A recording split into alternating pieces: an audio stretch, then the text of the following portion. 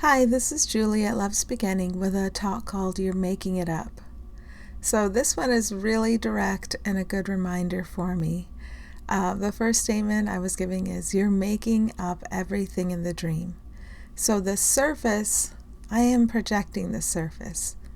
And what Spirit teaches me is how to make happy, meaning before I give up the illusion, Spirit is going to show me how to project out a reflection, a symbolic reflection of what I am and what you are. That equality, that light, and that strength in which we're always joined. So it's like a lucid dream, and Spirit teaches us how to dream sanely and peacefully, and then we let go of the dream. But first we have to come down into our shared sanity and allow Spirit to take over every aspect of what we're experiencing in this dream. Spirit leads us through and out of the dream, and I'm making the dream up. So I have to remember that when I try to judge an outer surface in the dream. Under the surface of everyone and everything is the Christ nature that we share, the equal light, the equal strength, the equal love, the equal gentleness. And if I'm seeing a surface that seems to not be mine, that seems to be opposite to that, it's important to note that I wanted to see that. I wanted to see a back and forth of opposites. But that surface, not only can it not be judged, it has no meaning and it has no value. That includes the surfaces we think are very, very positive, as well as the surfaces we think are very, very negative. It's important that I not get fooled by either one, so I can consistently see the Christ, or see the equality, or see the unity, or see the oneness, or see the light behind every surface, changeless light. So I'm not fooling myself anymore. Because if I'm going to fool myself with comparison of any kind, I'm going to pretend this is real. And then I'm going to use it as a perceptual hammer to bludgeon the image of myself and the image of others and other things. And that's what Spirit is here for, to help me to not pick up the perceptual hammer and bludgeon in judgment and make a warped dream. So that's what I'm here for the learning and the unlearning. Okay, so you have a commitment to a lack of happiness. Keeping happiness and its lack appearing together is your effort to block happiness without opposite. So truly, what is there really? There's only happiness without opposite. And there isn't time, and there isn't space. I made up time and space for a play of opposites, so I could convince myself that happiness is real as a separate thing, and unhappiness is real as a separate and opposing thing. Happiness with a separate opposition, with an opposite to it that is also real, is not real. So one of the things I have to start to see through is ego's fake happiness, which is only temporary satisfaction. It's not the eternal happiness that I am always and that can't be touched, that you are always and that can't be touched or changed or damaged, that everyone else is always, and there's nothing we can do about that.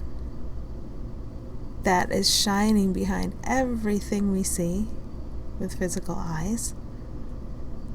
We're just making up what we see with physical eyes. The only thing that truly exists is this unified happiness that we are. Knowing your commitment is your power. I have a commitment to a lack of happiness. Why do I feel disturbance during my day? Disturbance or discomfort of any kind, physical or emotional, any awkwardness, anything. Why do I feel it? It is because of my commitment. I'm committed to a lack of happiness.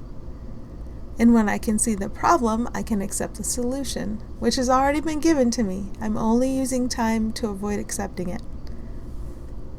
So that's what today is for, is to accept the solution that has already been given me, to look toward the oneness and to bring everything, every discomfort to this light that we all share, and to allow it to dissolve there. That's my job. It's one job, but I get distracted thinking I have other jobs. That's okay though, because all things work together for good. So no matter what seems to be happening in the dream, it can point me back toward the solution. Seen correctly, everything that happens in the dream points me toward the solution to everything I've made up here, to its peaceful resolution. So you wanted to see difference where there can only be sameness forever. And anytime we experience disturbance, it seems to be because of this unpredictable up and down that can seem to victimize us. And ego sends us on a search for the up. Let's try to find happiness and success, and in physical health, the appearance of physical health, or in wealth, or in something that we have labeled good, as opposed to another something that we have labeled bad. So we try to find happiness in the world of opposites, which we cannot do. So we eventually have to give up. You wanted to see difference where there can only be sameness forever. That sameness forever is my only happiness. It's the only true happiness. And that I share with you and with everything. So if I'm separating myself out with you, or comparing you to anyone or anything, comparing myself to anyone or anything, evaluating you in any way, positively or negatively, evaluating this separate self, me, in any way, positively or negatively, I'm separating out a part of the whole and pretending it's real as separate, and therefore I'm crazy again. But I can learn how to remember what I'm up to, and to look toward the solution, to look toward the wholeness that we are.